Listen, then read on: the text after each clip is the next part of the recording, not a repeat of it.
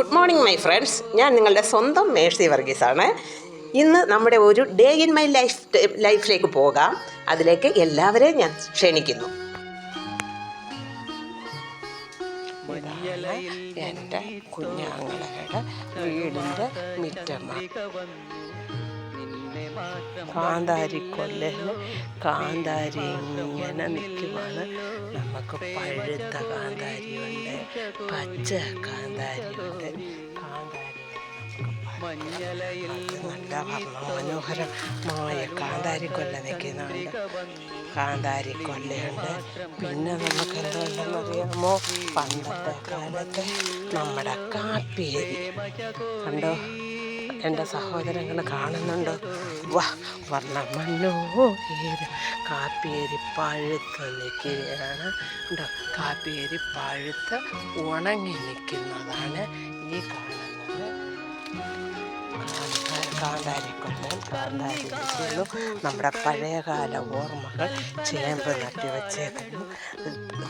കപ്പക്കിഴങ്ങ്, കപ്പപ്പടൽ ഉണ്ടോ, കപ്പപ്പടൽ ഇതെല്ലാം നമ്മുടെ പണ്ടത്തെ കാലത്തെയാണ്. ഇപ്പോഴത്തെ മക്കൾക്ക് അതൊന്നും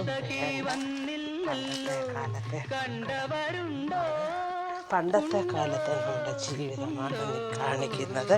അതുപോലെ തന്നെ ഇത് കണ്ടോ, കരിയാപ്പല, അത് കഴിഞ്ഞിട്ട് പപ്പയ മരം കണ്ടോ, പപ്പയെല്ലാം പോയി ഉണങ്ങിപ്പോയി. അതാണ് പിന്നെ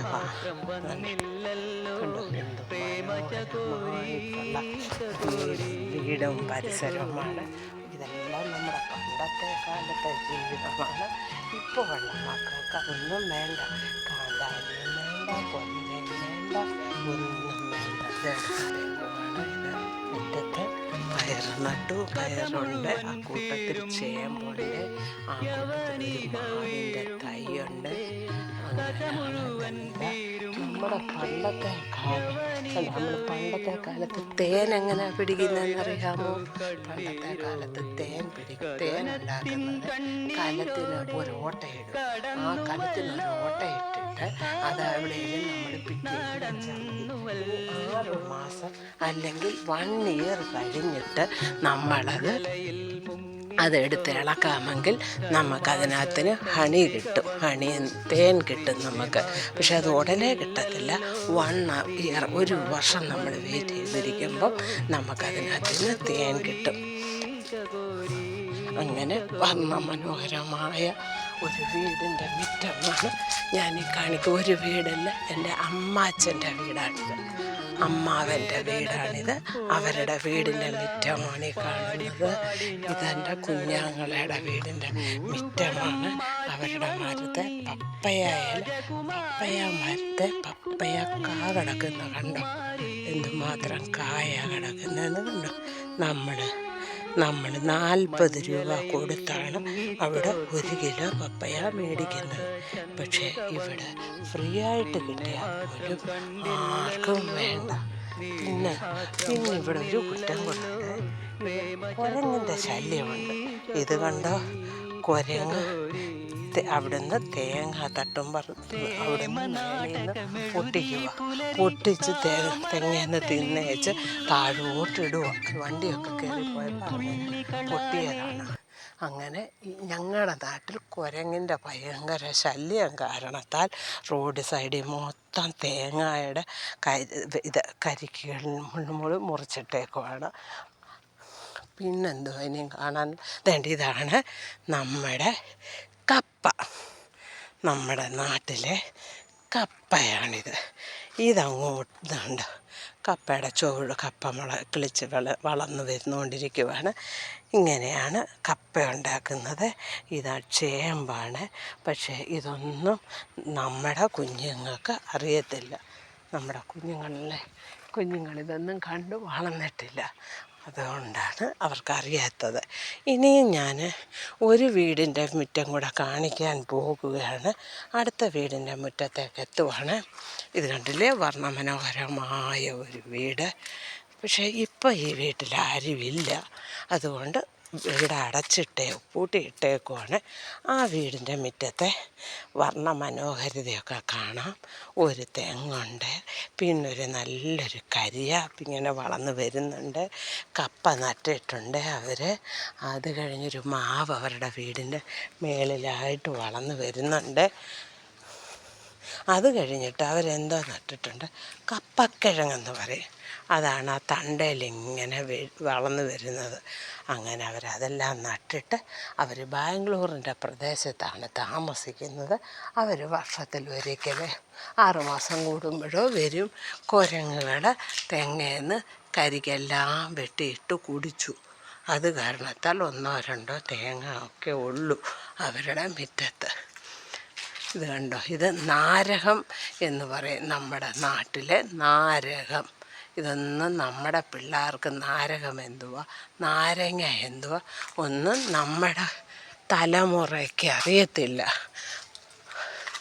കണ്ടോ, തെങ്ങിലെ തേങ്ങ.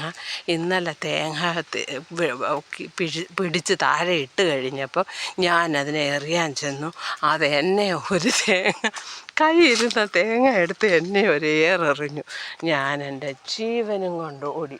അല്ലെങ്കിൽ ഇന്നലെ ഞാൻ ചത്തുപോയേനെ. അങ്ങനെയാണ് ഞങ്ങളുടെ ഈ കൊച്ചു കേരളത്തിലെ, ഈ കൊച്ചു ജില്ലയിലെ, കൊച്ചു ഡിസ്ട്രിക്റ്റിലെ ഊട്ടുപാറ എന്ന് പറയുന്ന സ്ഥലത്തുള്ള വർണ്ണമനോഹരമായ മരങ്ങളും ചെടികളും ഒക്കെയാണ് ഞാൻ എൻ്റെ സഹോദരങ്ങളെ ഇന്ന് 2ാമത്തെ വീഡിയോയായിട്ട് അയക്കാൻ തീരുമാനിച്ച് കാണിക്കുന്നത്. എല്ലാവർക്കും ഇഷ്ടപ്പെട്ടെന്ന് വിചാരിക്കുന്നു. ഇഷ്ടപ്പെട്ടെങ്കിൽ ലൈക്ക് ചെയ്യുക, ഷെയർ ചെയ്യുക, എന്നോടൊപ്പം സഹകരിച്ച് മുന്നോട്ട് വരിക. ഇതെൻ്റെ ആങ്ങളയുടെ വീടിൻ്റെ പരിസരമാണ് ഞാൻ കാണിക്കുന്നത്. കുരുമുളക് ഇനി അവരുടെ വീട്ടിൽ കുരുമുളക് ഉണ്ടായിക്കൊണ്ട് വരുന്നതേ ഉള്ളൂ. കുരുമുളക് ഉണ്ടോ, കുരുമുളക് നിൽക്കുന്ന കണ്ടോ, കാണാമോ? കാണാമല്ലോ. കുരുമുളക് ഉണ്ടായി വരുന്നു, അത് വിളഞ്ഞിട്ടില്ല. പിന്നെന്തുവാണ്, ഇവിടെ കൂടുതലും ഇവിടുത്തെ കൃഷി എന്ന് പറയുന്നത് റബ്ബറാണ്. മെയിൻ കൃഷി റബ്ബറാണ്. അത് കണ്ട റബ്ബർ തോട്ടങ്ങളാണിത് കാണുന്നത്. ഇത് വെട്ടി കറയെടുത്ത് ബാറലിനകത്ത് ഒഴിച്ചു വെച്ചാൽ മതി. അതിൻ്റെ ആൾക്കാർ വന്ന് കൊണ്ടുപോയി അവർ റബ്ബറിൻ്റെ പല ഉപയോഗങ്ങളും അതിൽ നിന്നുമാണ് നടത്തുന്നത്. അതാണ് ഈ കാണുന്നത്. ഇത് റബ്ബർ തോട്ടമാണ്.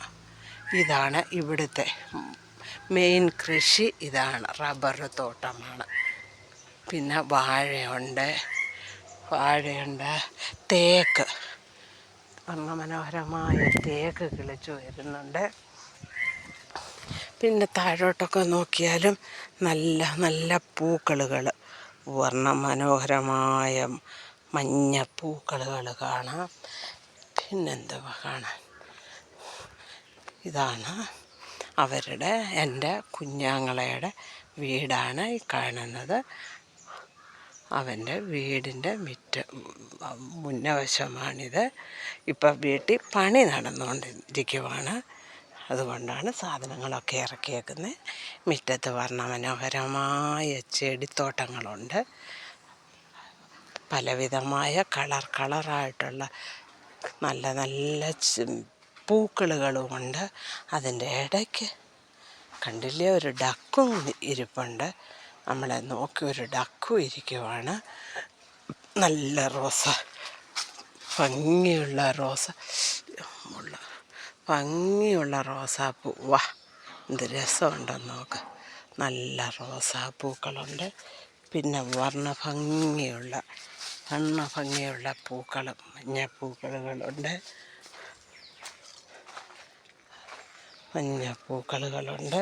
പിന്നെ ഇഷ്ടത്തിന് കരിയാപ്പിലയുണ്ട്. കരിയാപ്പ് കണ്ടില്ല. പിന്നെ എൻ്റെ ആങ്ങളയുടെ മോള് സൈക്കോളജിസ്റ്റാണ്. അതുകൊണ്ട് ആർക്ക് വേണമെങ്കിലും എന്തെങ്കിലും ഡിപ്രഷനോ ആങ്സൈറ്റിയോ എന്തെങ്കിലും ഉണ്ടെങ്കിൽ അതിന് ഈ കാണുന്നതിൻ്റെ അടിയിലൊരു നമ്പറുണ്ട്. ആ നമ്പറിൽ കോണ്ടാക്റ്റ് ചെയ്യുവാണെങ്കിൽ അതിന് ഓൺലൈനും ഓഫ്ലൈനായിട്ടും എൻ്റെ ആങ്ങളയുടെ മോള് ക്ലാസ് എടുക്കുന്നതായിരിക്കും. എല്ലാവരും അതിനും കൂടി സഹായിക്കണമെന്ന് അപേക്ഷിക്കുന്നു. ഇനി ഇവരുടെ വീടിൻ്റെ മുറ്റത്തൊരു ഇതുണ്ട്, കുരുമുളകിൻ്റെ മരമുണ്ട്, മുറ്റത്ത് നിൽക്കുക കണ്ടോ. വാ എന്ത് സൂപ്പറാന്ന് നോക്കി.